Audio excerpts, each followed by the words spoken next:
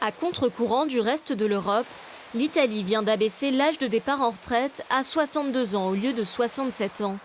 Walter, 63 ans, fait partie des tout premiers bénéficiaires. J'espère que cette réforme nous servira beaucoup pour embaucher des jeunes, parce qu'on a un chômage qui est très haut pour les jeunes. Et donc il faut se retirer à un certain point et laisser la place aux autres. Relancer l'embauche, c'était la promesse de campagne phare de la Ligue, parti d'extrême droite désormais dans la coalition au pouvoir en Italie. Ici, plus de 30% des moins de 25 ans sont au chômage. Ma fille a dû expatrier parce qu'il n'y avait pas de travail. Elle est partie en Chine pour travailler. Une jeunesse qui s'en va, alors que l'Italie est le deuxième pays le plus vieux au monde, derrière le Japon. Comme Walter, environ 340 000 personnes devraient prendre leur retraite anticipée cette année. Autant de postes à pourvoir, un mauvais calcul, estime cet économiste. Nous savons à présent que cela ne marche pas. Et ça ne marche pas parce que les personnes âgées et les jeunes ont des compétences très différentes. Et c'est particulièrement vrai aujourd'hui avec la révolution technologique. Nous comparons des gens bercés dans le numérique avec des personnes qui ont la soixantaine et qui ont plus de difficultés avec ces outils. En vigueur depuis début avril, la réforme quota 100 propose un départ à 62 ans à condition d'avoir cotisé 38 ans. Mise en place pour une période temporaire de 3 ans, cet économiste estime qu'elle causera des inégalités intergénérationnelles. Ils peuvent partir 2, 3 ou même 4 ans plus tôt en retraite. Et leur pension reste la même que s'ils avaient travaillé 4 ans de plus. Donc je pense que c'est un peu comme un cadeau électoral, si vous voulez. Un cadeau électoral budgété à 3,9 milliards d'euros pour 2019. De quoi creuser un peu plus la dette italienne qui dépasse déjà les 130% de son PIB. Plus au nord, le Danemark ne risque pas l'endettement et allonge progressivement l'âge de départ en retraite en fonction de l'espérance de vie. Nos enfants vont travailler jusqu'à 70 ans. Ils en ont de la chance.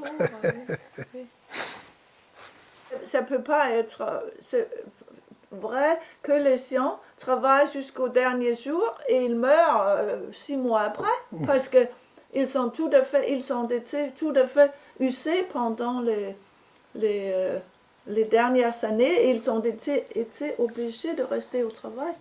Si ce couple a pu partir en retraite à 65 ans, à présent l'âge augmente pour atteindre 67 ans d'ici 2022. Cette nouvelle mesure fait débat au Danemark en amont des élections.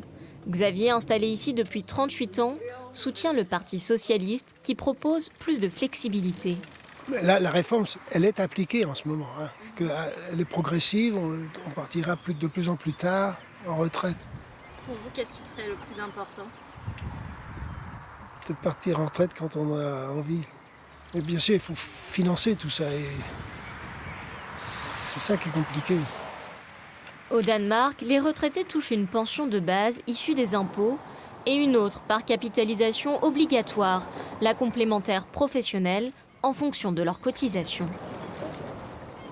Ils ne peuvent pas proposer quelque chose s'il n'y a pas un financement derrière. On prévoit que, bien sûr, il y aura de plus en plus de personnes âgées, donc il faut faire quelque chose. Comme Xavier, Pouldinson a 72 ans, mais lui a fait le choix de ne pas s'arrêter de travailler. J'ai besoin de défis professionnels. Alors je vais continuer jusqu'à temps qu'on me mette dehors. À l'inverse de l'Italie, le chômage au Danemark est quasi nul. Ici, le problème est le manque de main-d'œuvre. Les personnes qui ne sont pas épuisées peuvent continuer. Et bien sûr, ce sera une aide. Et nous avons beaucoup d'Européens de l'Est qui viennent ici. Ça résout une part du problème, mais je ne pense pas que faire travailler les gens plus longtemps sera une solution à ce problème.